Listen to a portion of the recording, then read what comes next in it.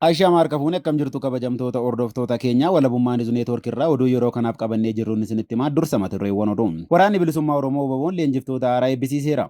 Namoonni matakkalitti humnoota Amaaraan butaman achi buuteen isaanii hin baramne. Yuukeen jeettiiwwan dhuunfaa Raashiyaa waliin hidhata qaban balaliinsarraa dhorkite kanneen jedhan oduu yeroo kanaaf qabannee jirrudha. Amma oduu bal'inaan. Waraanni bilisummaa Oromoo WBO'n leenjiftoota haaraa eebbisiiseera. Waraanni bilisummaa Oromoo zoonii kaabaa Cibiraan Odaa Gaaradoo kaadhimamtoota simatee leenjisaa ture. Gaafa bitootessa 15 2022 eebbisiisuun dirqama itti aanuuf qopheessuu beeksisee jira. WBO'n zoonii kaabaa Cibiraan Odaa Gaaradoo marsaa lammaffaaf bitootessa 15 2022 leenjiftoota leenjisaa ture sirna ho'aa ta'een eebbisiisee humna waraana bilisummaa Oromoo zoonichaa sadarkaa amansiisaa ta'een cimsaa jiraachuu maddeen keenya zoonichaa gabaasaniiru. Bifuma wal fakkaatuun abdii fi gaachanni saba Oromoo WBO'n zoonii giddugaleessaa Konyaa Shaggar Bahaa kaadhimamtoota haaraa eebbisiiseera. Waraanni bilisummaa Oromoo zoonii giddugaleessaa kaadhimamtoota simatee leenjisaa ture eebbisiisuun duula itti aanuuf qopheessuu beeksiseera. Waraanni bilisummaa Oromoo sirna bulchiinsa Impiyaarummaa Itoophiyaa burkuteessuun Oromiyaa walaboomtee ijaaruuf lolaa jiru gurmuu isaa filatee leenjisuun eebbisiisee dirqama bobbaasaa kan jiru yoo ta'u WBO'n zoonii giddugaleessaa bitootessa 19 2022 leenjifamtoota leenjii siyaasaa fi waraanaan leenjisaa ture sirna ho'aa ta'een eebbisiiseera. Oromiyaa zooniilee hunda keessatti yeroo ammaa waraanni bilisummaa Oromoo haala baratamee hin beekneen jajjabee waraanaaf leenjisaa ture eebbisiisuun dirree falmaatti bobbaasaa jira.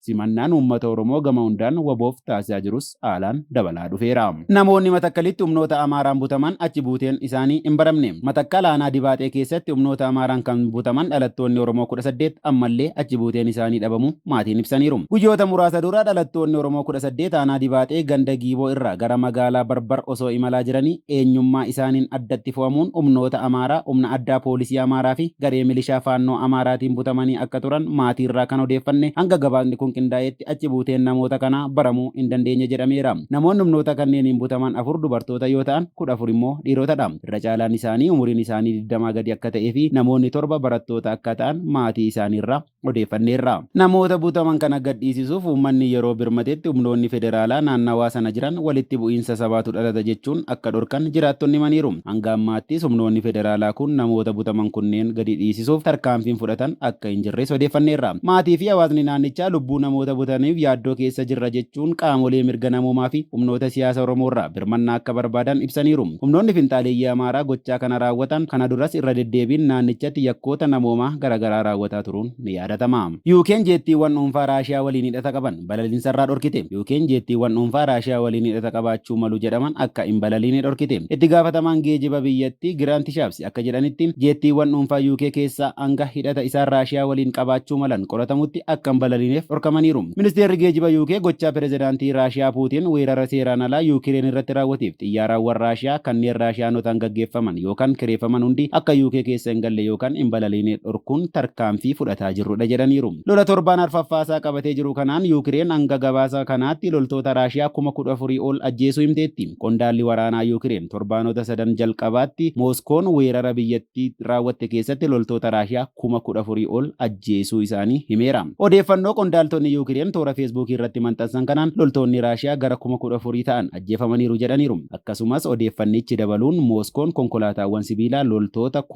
1,470 taankiiwwan 60 fi jeettiiwwanii fi helikoophtaroota 100 ol dabalatee meeshaa waraanaa hedduu dhabuu himeera. Odeeffannoo maddeen tika biyyoota lixaarraa argameen loltoonni gara 7,000 kan ajjeefaman yoo ta'u kanneen 14,000 fi 21,000 jidduu ta'an irra immoo miidhaan qaqqabeera. Odeeffannoon kunis ifa kan ta'e wayita humnootii Yuukireen jeneraala Raashiyaa 5ffaa ajjeesuu beeksisanitti. Oduun madda walabaarraa mirkaneeffame jiraatu baatullee Leetinaal Jeneraal Aandiree Moordaavicheef ajajoota waraanaa Raashiyaa hangammaatti waraana kana keessatti ajjeefaman keessaa isa olaanaadha. Raashiyaan biyyoota addunyaa humna waraanaa guddoo qaban keessaa tokko taatullee ga'umsi waraanaa Yuukireen irratti humnoota ishee agarsiisan xiinxaltoota waraana biyyoota lixaatti ajaa'iba ta'eera. Xiinxalaan tokko inumayyuu waan qaanessaadha jedheera. Loltoonni Raashiyaa ammaan tana fuulduratti siquu dadhabanii danqamaniiru. Dandamachuu danda'u Raashiyaa irrattu gaaffii kaasaa jiru. Torbee kana ajajaa olaanaan waraana neetoo tokko BBC'tti akkametti warri Raashiyaa ifaan ifatti galma isaanii milkeessine hanga dhumaattis milkeessuu hin danda'an ta'a jedheera. Dogoggorri jalqabaa Raashiyaa dura dhaabbannaa ishee mudatu guddisuu fi ga'umsa humna waraanaa Yuukireen xiqqeessitee ilaaluudha. Raashiyaan waggaatti baajata doolaara biiliyoona 60 waraanaaf ramaddi. Yuukireen immoo biiliyoona 4 qofa biyya ramaddudha. Kanarratti dabalataan Raashiyaan ga'umsa humna waraanaa ofii qabdu akka malee arbeessitee ilaaluu hin oolle. Waraana isaa ammayyeessuuf sagantaa baasee hojjetaa kan ture. Puutiin jabina humna waraanaa isaa qabuun innumtuu gowwoomfamuu akka hin oolles dubbatamaa jira. Qondaaltonni olaanaa waraana Biriitish akka jedhutti Raashiyaan maallaqa hedduu kan baaftu gabbisaa fi yaalii meeshaa waraanaa niwukileeraa akkasumas misaayiloota saffisoo ta'an haaraa tolchuu irratti. Wayita waraanichi jalqabu xiinxaltoonni hedduun Raashiyaan qilleensa irratti olaantummaa argatti jedhanii yaadanii turanillee garuu hin taane. Humna ittisa qilleensarraa Yuukireen ga'umsa gaarii agarsiisuun Raashiyaan akka fedhii ishiitti akka hin sochoone taasisaniiru. Raashiyaan humnoonni addaa ishee injifannoo ariitii galmeessisuun qooda olaanaa ni qabaatu jettees yaadaa turte. Qondaaltonni olaanaa tika biyyoolessa lixaa tokko BBC'tti akkametti Raashiyaan jalqaba humnoota addaa ishee fi loltoota xiyyaararraan bu'anii lolan muraasaan injifannoo argachuu akka maltu yaaddee turte jedhu. Haa ta'u malee guyyoota jalqabaa muraasa helikooftariin loltoota kanaa buusuuf buufata xiyyaaraa Hostomel kan dhiyeenya Kiiyiviitti argamutti malee qubachuu dhorkame loltootas ta'ee dhiyeessii buusuu hin dandeenye jedheera. Raashiyaan waraana kanaaf loltoota